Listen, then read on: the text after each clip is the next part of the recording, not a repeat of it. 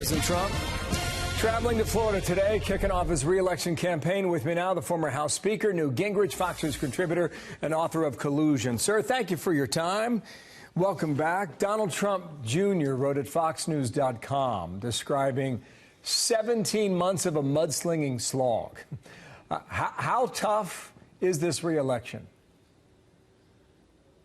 Well, I think it's tough, but I think when you've had 92 or 93% negative press coverage, the very fact that he's still standing is sort of a miracle. And of course, part of that is that he has had a remarkable economy. People, I think, give him large credit for job creation and for wages going up. At the same time, he's met what he promised his conservative back people he would do. He's been very good on judges, very good on deregulation, very good on tax cuts. So he's going to have a fight. It's going to be very tough. But as Scott Rasmussen pointed out this morning, exactly on this date, 4 years ago, Donald Trump was at 1%. And 67% of the Republicans said they'd never vote for him. Now, this is a great campaigner. I think that he believes he's going to win. He believes it's going to be a fight to the finish. But he also believes, I think, that the Democrats are pretty weak. And I'm inclined to agree with him. I think the Democrats could stumble into a disaster if they're not careful. Well, that was June of 2015, what you just described in there from Rasmussen. Well, what do you make of all these hundreds of people camping out, sleeping out overnight? I mean, they're like, some of them look like Grateful Dead followers who, you know, get on the concert tour and go from one rally to another. Not all of them, but a lot of them moving from town to town. Does that tell us much? Well, what it tells you is that this is a president with a very intense relationship with his base, that everywhere he goes, he turns out 20, 30, 40,000 people. I think they had 100,000 register, and they can only get about 25,000 in the building. But I think 100,000 people registered for the kickoff. And I think that's because Trump is unique in that he was elected in the end by all the people who were mad at Washington, who wanted somebody with guts, who didn't mind if he had weaknesses as long as he was a fighter. And I think he's convinced him he is a fighter. He's also convinced him he means what he says. He's really trying to control the border. He's really trying to get illegal immigration under control. He's really trying to do the right things to create jobs.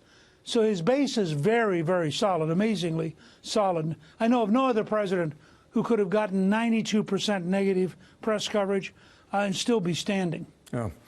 Orlando Sentinel, speaking of which, a moment ago endorses anyone but Trump. There's no point pretending we'd ever recommend readers vote for Trump.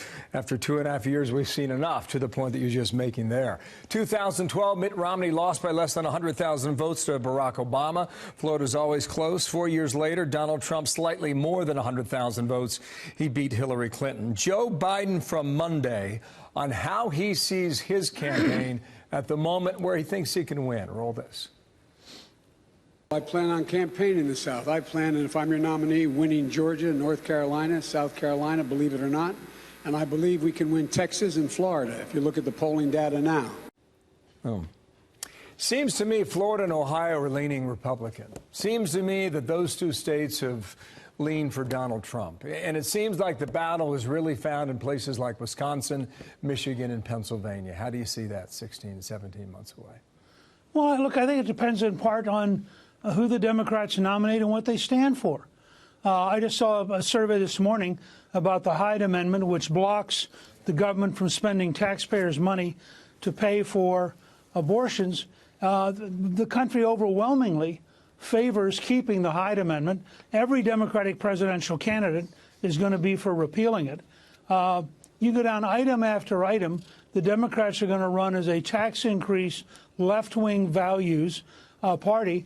And that's why I said earlier, if they're not careful, they can stumble into a George McGovern, Walter Mondale-size disaster, because there's no reason to believe any of these early polls tell us anything that matters.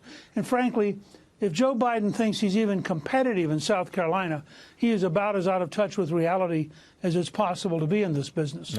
Debates start a week from tomorrow. They'll certainly be interesting. Sir, thank you for your analysis. Hope to bring you back Glad to be real with you. soon. There's going to be a lot to talk about here, trying to figure out the shape of the country and where we've been and where we're going. Thank you, Newt Gingrich, for being with us today. Thank you.